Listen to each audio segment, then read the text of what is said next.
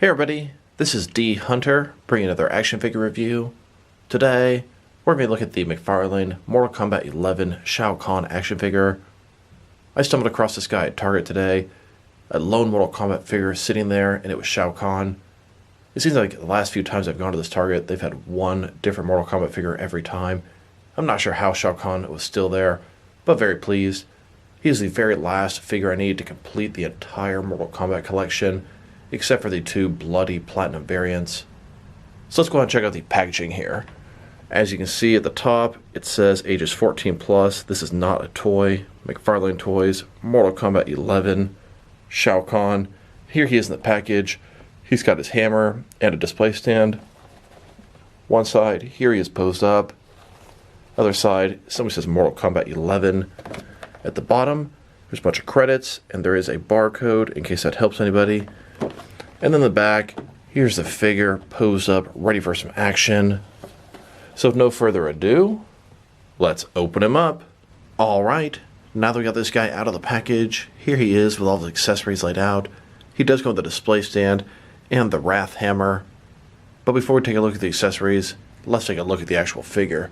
This is Shao Kahn. He's big, he's muscular, he's imposing, intimidating, just like he should be. His helmet looks very nice. You can see different texturing on different parts. Really came out nice. It would have been really cool if you take it off, but you can't. Got the sort of samurai look to the back there. Big shoulder pads. His armor is a little bit soft. It can kind of scoot under there if you're going up. And if you want to put his arm back, you can sort of pull the armor out and get his arm to go all the way back. Very nicely done.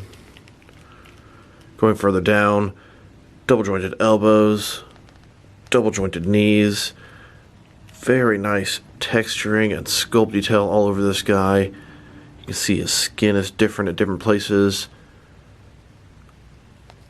A lot of detail, looking excellent. Really like that mask. Now let's look at his accessories.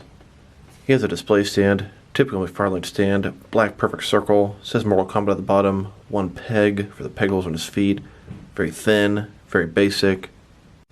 Now let's look at his hammer accessory. This is called the Wrath Hammer. As you can see at the top, it's got the Mortal Kombat logo on it, silver with gold, got jagged edges like a meat tenderizer. Going down, it's got a red base of the handle with some wrap on it, nice sculpting detail. Overall, this is a fantastic accessory. And here he is, holding his hammer. He can hold it with either two hands or with one. Now that we've taken a pretty good look at both the figure and his accessories, now let's check out his height. Shao Kahn is a big figure, but he could still use to be even a little bigger. From bottom to the top of his head, sitting at about 7.75 inches tall, which is going to translate about 19.5 centimeters. And if you go to the top of his helmet, about 9 inches tall. Now let's check out his articulation. Start with his head here. Of course, it can rotate from side to side. His helmet's made of a soft material. It can get over his shoulder armor, no problem. Goes up and down about that far. Can tilt his head from one side to the other, giving him a good amount of personality. Shoulders on a ball joint. Kind of move the arm out of the way. Go out about 90 degrees. Up, down, around, all that good stuff. He does have a butterfly joint between the shoulder and chest area, increasing the range of motion. So this side, because his armor can't go up as far. This side here, you can see how far it actually should go up. He's got a bicep cut below that. Double jointed elbows below that. They go all the way in. His wrist has a ball in it. Can rotate, and it's going to be hinged as well. He's got a ball joint in his torso, can rotate around, go forward and back. Another ball joint in his waist, can't rotate too much, also go forward and back though, giving him a pretty good range of motion in his torso. Legs go out about this far. It's not a ball joint, but a similar type concept. The rotation, very, very minor. Double jointed knees. Go all the way back there. Then his ankle here, you can go forward and back. It can rotate, can tilt and rock, and he has toe articulation. And just a side note, after testing the articulation, the spikes on both his shins and feet are quite sharp, so be careful.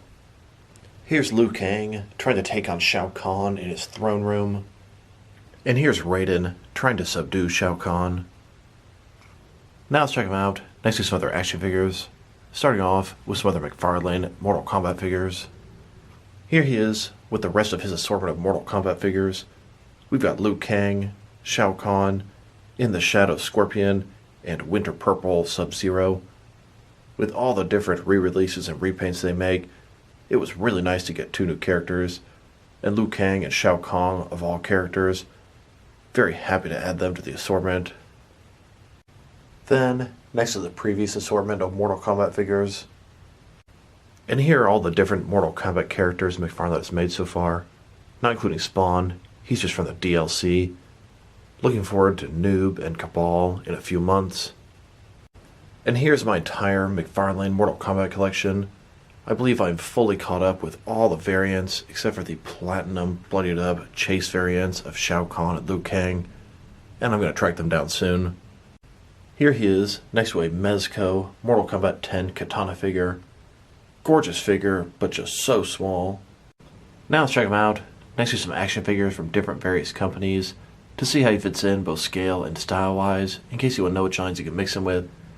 Here he is with some of his McFarlane Toys brothers. In front of you are 5 different action figure lines, all from McFarlane Toys, all 7-inch scale, all from different various video game properties. Then, next to some more McFarlane Toys. And here he is, next to some DST or Diamond Select toys. Then, next to some DC Direct and DC Collectibles figures. And here, next to some NECA figures. Then, next to some Mattel wrestling figures. And here he is, next to some Mezco 1/12 cloth soft goods action figures.